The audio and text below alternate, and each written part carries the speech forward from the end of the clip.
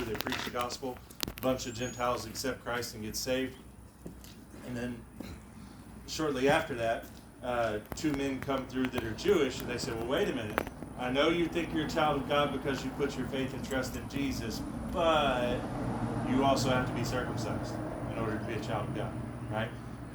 And Acts chapter 15 is the response to that, the first church council, and it's summed up with this, okay? They have the big meeting, they discuss all this, and here is the message of the church in Jerusalem to the church in Antioch, which is a Gentile church, as to what they're supposed to do. You ready? So it says, "For it seemed good to the Holy Spirit and to us to lay upon you no greater burden than these essentials." Okay? So these are the essentials that the Gentiles have laid upon them. Right?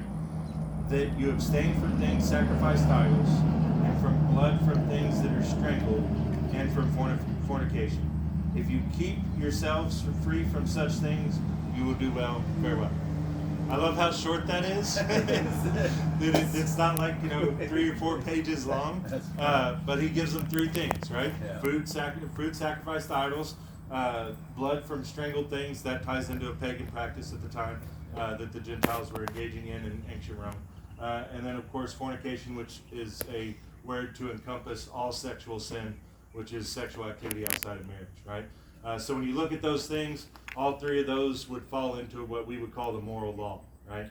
And what people draw from this is, of course, the moral law from the Old Testament.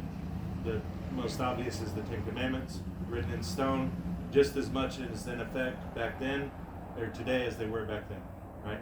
So Acts chapter 15 helps us to understand what's expected of us as Gentile believers. If you want to go above and beyond that, by all means, go for it. Have at it, okay?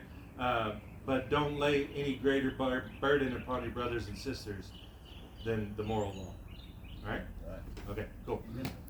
Good deal. All right, let me say a prayer for us. We'll go home. All right? Thank you, everybody.